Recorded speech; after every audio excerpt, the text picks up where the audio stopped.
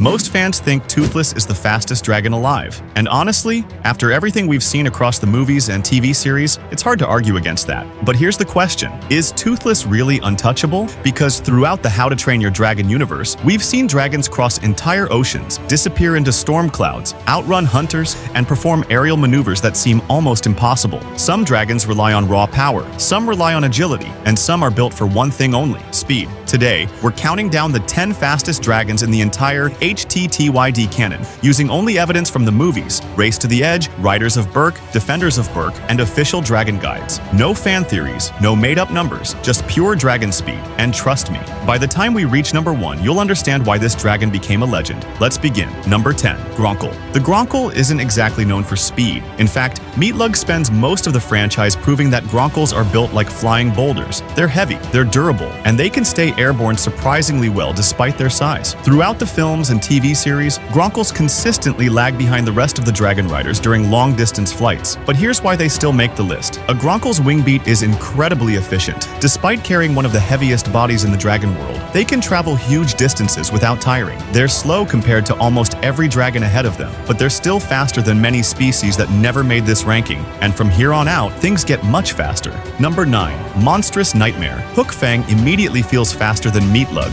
and the evidence is everywhere. Throughout Riders of Berk and Race to the Edge, Hookfang repeatedly keeps pace with the rest of the dragon riders during combat missions. His long body and powerful wings give him much better forward acceleration. But what really makes Monstrous Nightmares dangerous isn't top speed, it's attack speed. When Hookfang dives toward a target, he closes distance incredibly fast. Many of his best moments involve rapid strike attacks before enemies can react. Still, there are dragons specifically built for aerial performance, and Hookfang simply can't keep up with them. Number 8. Deadly Nadder. Stormfly changes everything. The moment Astrid enters a race, a chase, or an aerial battle, speed becomes a major factor. Deadly Nadders have one of the most aerodynamic body designs in the franchise. They're lightweight, they're streamlined, and they possess incredible wing control. Throughout the movies and TV series, Stormfly regularly performs rapid dives and sharp turns without losing momentum. In dragon racing, that agility becomes one of her greatest advantages. But while Stormfly is fast, the next dragon was practically designed for pursuit. Number 7. Razorwhip. Razorwhips are terrifying. Long before they attack, they're already closing the distance. Introduced in Race to the Edge, Razorwhips possess one of the most streamlined body structures in the dragon world. Everything about them screams speed. Their thin profile creates very little drag. Their tail acts almost like a stabilizer, and they're capable of incredibly precise aerial movements. Windshear repeatedly demonstrates this throughout the series. Whether escaping hunters or engaging enemy dragons, Razorwhips can accelerate frighteningly fast. But speed alone isn't enough, because the next dragon doesn't just fly through storms, it owns them. Number 6. Thunderdrum. At first glance, the Thunderdrum doesn't look like a speed specialist. Then you see one move. Thunderdrums spend much of their lives around oceans and coastlines. They're powerful flyers capable of covering enormous distances between islands. In Race to the Edge, they demonstrate remarkable acceleration when pursuing prey. Their massive wings generate tremendous thrust. And unlike many larger dragons, they don't appear sluggish in the air, but what truly separates them is momentum. Once a Thunderdrum gets moving, stopping it becomes extremely difficult. And yet, even Thunderdrums struggle to match the aerial dominance of the dragons ahead. Number 5. Stormcutter. Now we're entering elite territory. Valka's Stormcutter, Cloudjumper, is one of the most impressive dragons ever shown on screen. Its four-wing design gives it a major advantage. Unlike most dragons, a Stormcutter can generate lift and maneuverability simultaneously. That means tighter turns,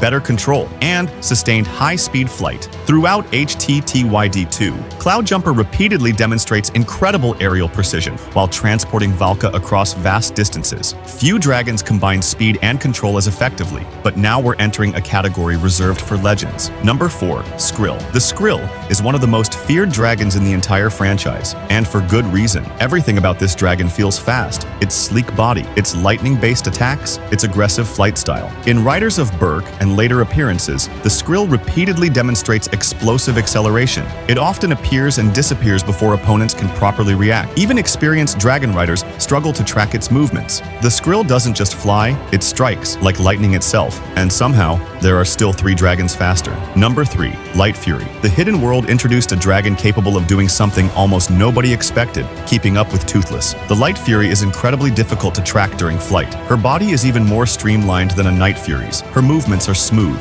effortless, almost ghost-like. Throughout the Hidden World, she repeatedly matches Toothless in aerial pursuits, sometimes even forcing him to work harder to keep pace. And unlike many dragons, she appears perfectly comfortable maintaining extreme speeds. But there's still one dragon species standing between her and the top spot. Number 2. Nightlights. This ranking may surprise some viewers, but hear me out. By the end of the Hidden World Homecoming, Toothless and the Light Fury's offspring inherit traits from both parents. They combine the Night Fury's incredible flight performance with the Light Fury's agility and maneuverability. While we don't see their full potential explored extensively, their aerial feats suggest an evolutionary advantage. They're lighter, more agile, and potentially capable of matching the best traits of both legendary species. Which brings us to the final dragon, the one that changed everything. Number 1. Toothless, the Night Fury. There was never really another choice. Throughout every movie, every series, every major battle, Toothless consistently performs speed feats no other dragon can reliably match. In the first film, he outruns explosions and dives through impossible terrain. In HTTYD 2, he performs aerial maneuvers that leave other dragons behind. In the Hidden World, his mastery of flight reaches an entirely new level. The biggest piece of evidence comes from multiple scenes showing Toothless accelerating faster than nearly every dragon he encounters. He isn't just fast, he's adaptable.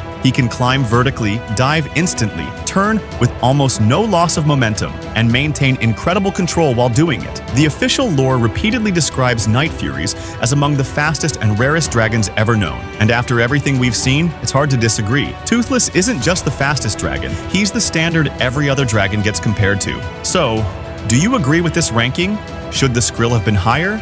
Can the Light Fury actually outrun Toothless? And do the Nightlights have the potential to become even faster than their father one day? Let me know your ranking in the comments. And if you enjoyed this deep dive into HTTYD lore, make sure to subscribe for more dragon rankings, hidden details, and theories from across the dragon world. Because trust me, there are still plenty of secrets hiding in the skies of Berk.